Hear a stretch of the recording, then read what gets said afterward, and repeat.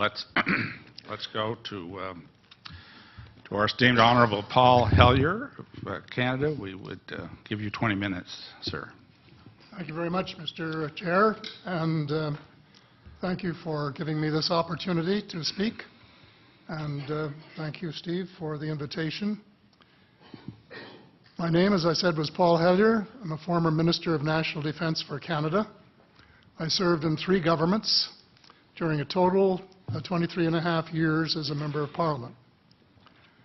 Although as Minister of National Defence, I had sighting reports of UFOs.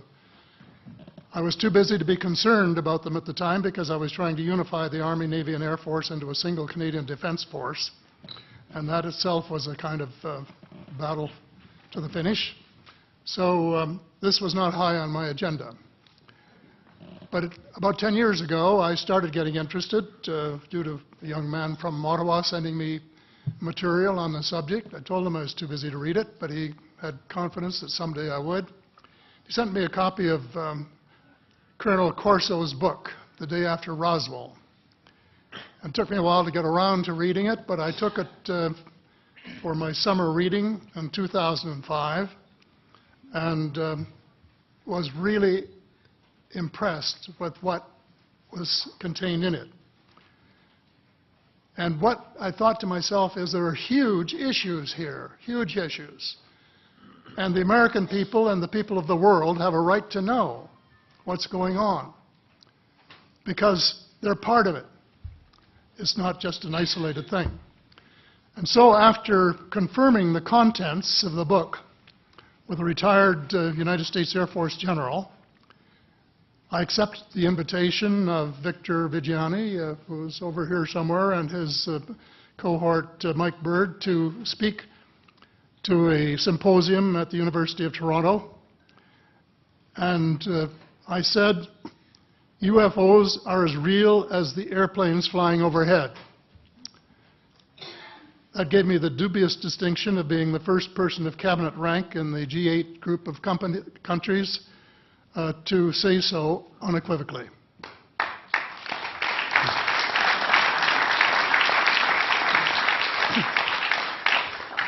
Since then, I've learned a lot from many sources, including a number of the fantastic witnesses that we have heard these last 4 days. They were so outstanding, I was just really blown away with them, the amount of information that was available. And I appreciate every single one of them.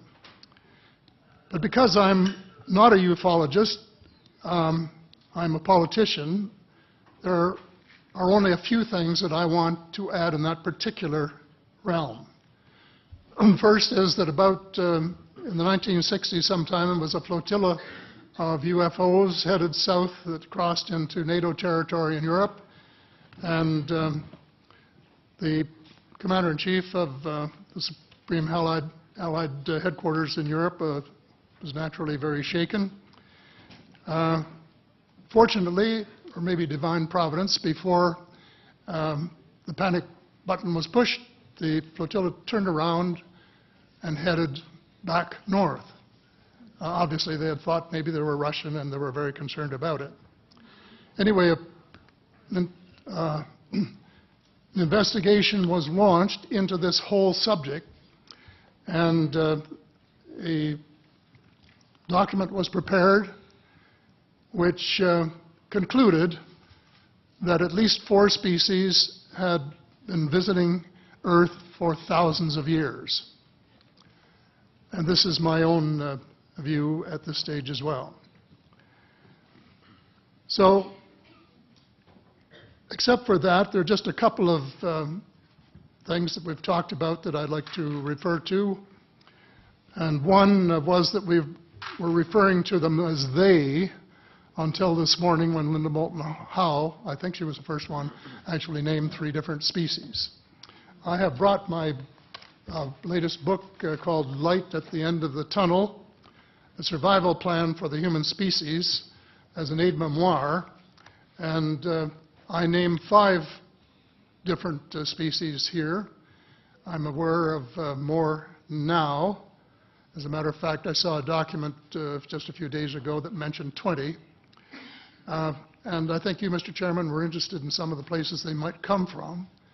And I have in here Zeta Reticuli, R-E-T-I-C-U-L-I, Reticuli, the Pleiades, Orion, Andromeda, and the Altair star systems.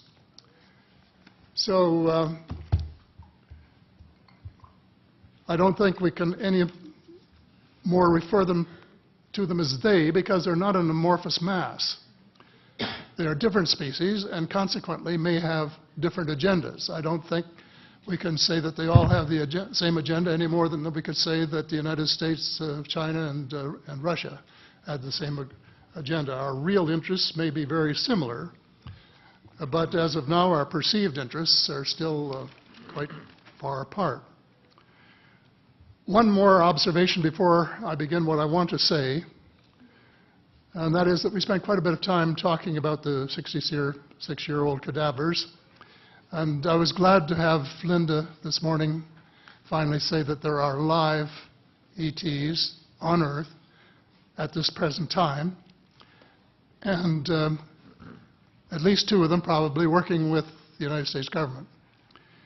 The other species that I learned about not too long ago was called the tall whites.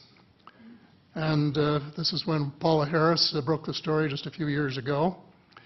And through her good offices, I had the chance to talk for about 3 hours with former Airman Charles Hall and listen to this absolutely fascinating story of how he was working with, first of all, he was scared out of his skin, but after that, when he got to know them, how he was working with, and finally they became to trust each other and have a good working relationship with the tall whites at the gunnery range at Indian Springs in Nevada.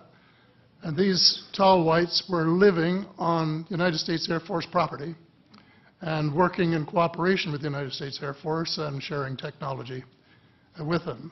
He wrote a book, incidentally, called Millennial Hospitality. There are 4 different versions, but Paula says that Millennial Hospitality number 2 is the best. I think that's the one I read, and it's a very interesting read if you want to sort of get inside the problem of what it's like to bump into these people floating across the terrain in the desert. Well, enough on that for now. My interest is in full disclosure.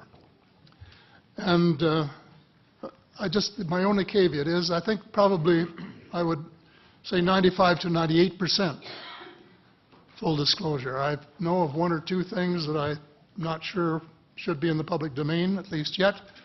They will be someday, I'm sure, but not maybe immediately.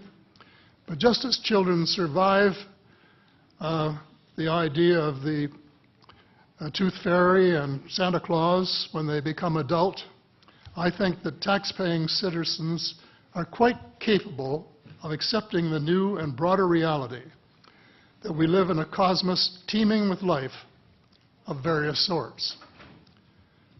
The fact that some other civilizations are more advanced than we are may be humbling, but that could be a necessary step in our survival.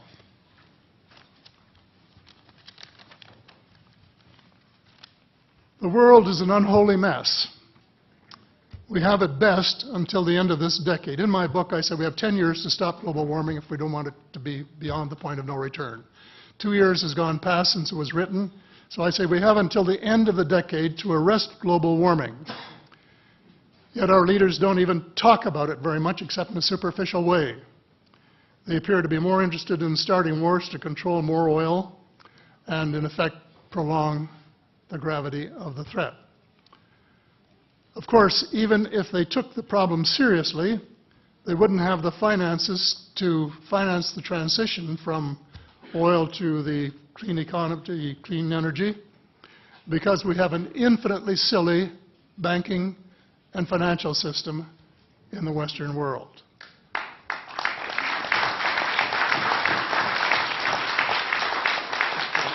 And the United States Congress, I regret to say, is partly responsible, and I'd be glad to elaborate on that later if you're interested. And finally, they need the technology for clean energy. And it exists, and it's being kept secret by the same vested interests who control our destiny. Who are these vested interests, and what are they up to? Well, Senator, you were talking about a military junta. In my opinion, that is true, but I have broadened and deepened the definition to cabal, and the cabal comprises members of the Three Sisters: the Council on Foreign Relations, the Bilderbergers, and the Trilateral Commission, the International Banking Cartel, the Oil Cartel, members of various intelligence organizations, and select members of the military junta, who together have become a shadow government of not only the United States, but of much of the Western world. The Council on Foreign Relations is the oldest of the Three Sisters, and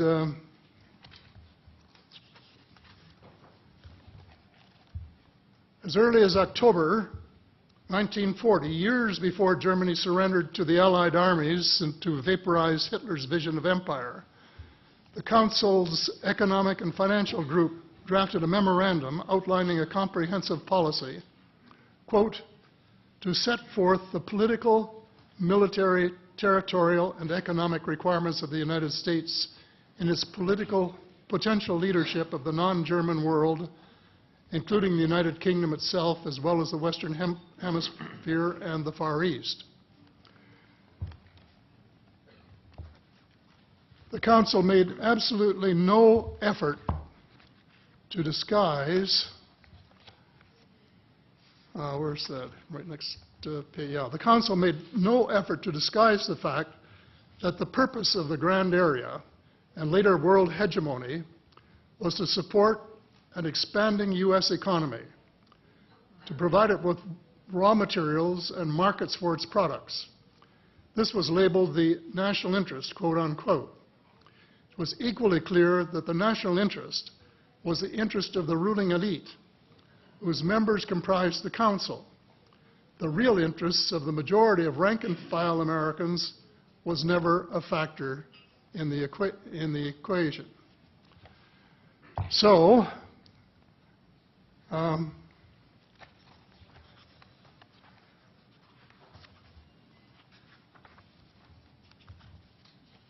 Mr. David Rockefeller, who was a member of all three of the sisters, is quoted as saying this at a meeting of the Bilderbergers in Europe. We are grateful to the Washington Post, the New York Times, Time magazine, and other great publications whose directors have attended our meetings and respected their promises of discretion for almost 40 years. It would have been impossible for us to develop our plan for the world if we had been subjected to the lights of publicity during those years. But the world is more sophisticated and prepared to march toward a world government. The supranational sovereignty of an intellectual elite and world bankers is surely preferable to the national autodetermination practiced in past centuries. He, of course, pretended he didn't say that, but the witness this is reported by Daniel Estulin, a thoroughly reliable reporter who has written the true story of the Bilderberger Group. And if you want to really get inside of what's been going on there for this long time, that's a good place to go. So anyway, you hear what Mr. Rockefeller said, and so there you have it. The aim of the game is a world government comprising members of the cabal who are elected by no one and accountable to no one. And according to Mr. Rockefeller, the plan is well advanced. Does this help you to understand why our civil rights are being taken away from us? I say us, because Canada too is included in the grand plan. A giant leap in the wrong direction followed the end of the Cold War.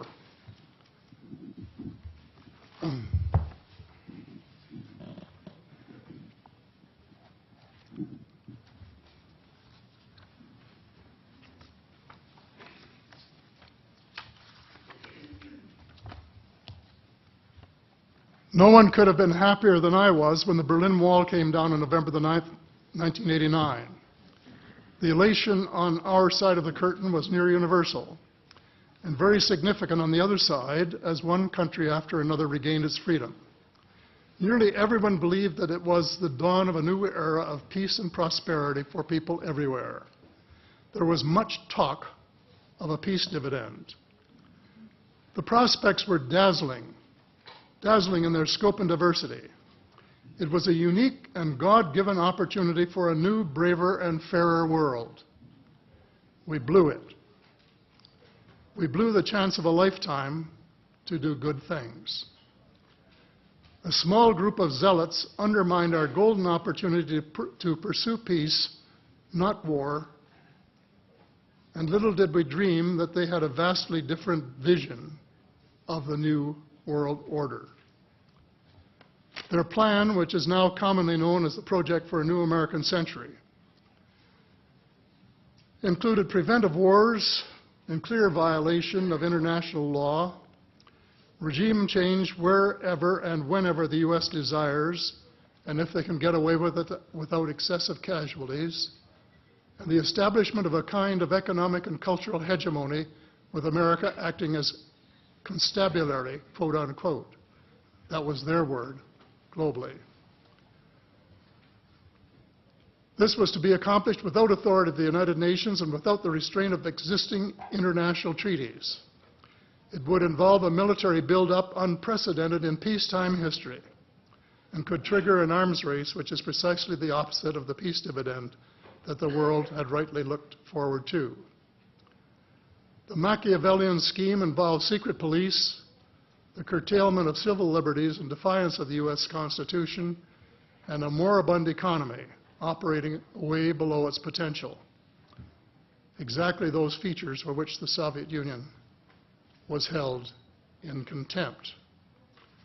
The initial draft of the document was so controversial when it was leaked to the New York Times that it had to be rewritten, but it was not changed very much, just the cosmetics, enough to make it politically acceptable. So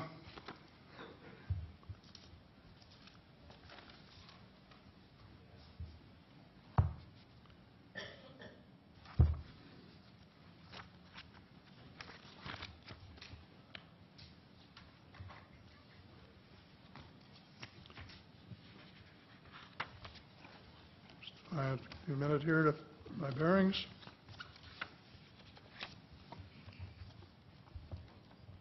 The document said this: well, it may have been easy to persuade President Bush to abandon his stated policy of not getting America more deeply involved in international affairs, but persuading the American people would be more difficult.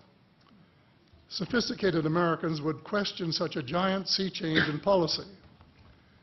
The authors of Rebuilding America's Defenses, Strategy, Forces, and Resources for a New Century recognized this difficulty from the outset because their document contained the following sentence: further, I'm quoting, further, the process of transformation, even if it brings revolutionary changes, is likely to be a long one, absent some catastrophic and catalyzing event, like a new Pearl Harbor. Well, it wasn't too long before they got their catastrophic and catalyzing event. Terrorists struck the World Trade Center in New York and the Pentagon in Washington on September the 11th, 2011. And incidentally, they have removed the sentence about Pearl Harbor in the document that you can now get if you went to the internet to find it. Almost the whole world mourned. Canada mourned. The overwhelming majority of Muslims condemned the treacherous attacks. My sympathy for the friends and families of the injured and dead was genuine and unwavering to this day. My sympathy for the U.S. government began to grow a bit thin, however, when I heard President Bush cite the reasons for the attack. And I quote, "Why do they hate us?" he asked rhetorically in an address to the Congress. "They hate what they see right here in this chamber, democratically elected government. Their leaders are self-appointed. They hate our freedoms, our freedom of religion, our freedom of speech, our freedom to vote and assemble and disagree with each other." I felt sad when I heard the President's word. I assumed that he believed what he was saying. But if that were true, he was profoundly ignorant of the real thoughts and feelings of people in other parts of the world. If he wanted to hear the truth, he should have listened to Osama bin Laden, who was well informed concerning the origins of the kind of fanatical hatred of the United States which has led to such treachery. This is his version of events. Every Muslim must rise to defend his religion. The wind of faith is blowing, and the wind of change is blowing to remove evil from the peninsula of Muhammad. Peace be upon him. As to America, I say to you and its people a few words. I swear to God that America will not live in peace before peace reigns in Palestine and before all the army of infidels depart the land of Muhammad. Peace be upon him. That is clear enough. The dislike of America has nothing to do with democracy versus dictatorship, or wealth, or freedom of religion, or freedom of assembly. It is directly related to American foot-dragging and stick-handling a just settlement of the Palestinian question. Mr. Hellyer, I'd hate to interrupt. Time has expired, but I'm very happy if the panel has no objection to allow another minute or two to finish your statement. How much time do you think you need to finish it? I think probably somewhere between 1 and 5 minutes, most. I think we'll give you 2 minutes to finish your statement, as much as I'd like to grant more. Thank you. Okay. In short, American foreign policy was the root of the conflict. So here we are more than a decade later fighting another war that can't be won. There is no country on earth powerful enough to protect its citizens against fanatical hate, as we learned from the Boston Marathon. And the mere attempt to pursue the impossible pits neighbor against neighbor and the state power structure against everyone. All of the freedoms won by the millions of men and women who fought and died in World War II are being flushed unceremoniously down the drain. The only hope of peace is a negotiated settlement. This will require a paradigm shift in American attitudes. It involves a de facto renunciation of the plan for a new American energy and the adoption of a pledge of cooperation with all humankind to build the kind of world which we are collectively capable of. Young people everywhere need to be challenged by a noble cause. They need to be involved in arresting global warming, creating a banking system that is just and sustainable, and lead the way in the transformation to the new reality that we have to live in harmony with our celestial neighbors, as well as seeking peace on earth. In a word, we have to become spiritual beings and practice the one tenet that the world's major religions have in common, and that is the Golden Rule. In this field, too, and I just want to read one paragraph at this time, if you'll allow me, Mr. Chair. Well, we will allow that, but there's only about 30 seconds, so I hope you can conclude it with that statement. Fast. Thank you.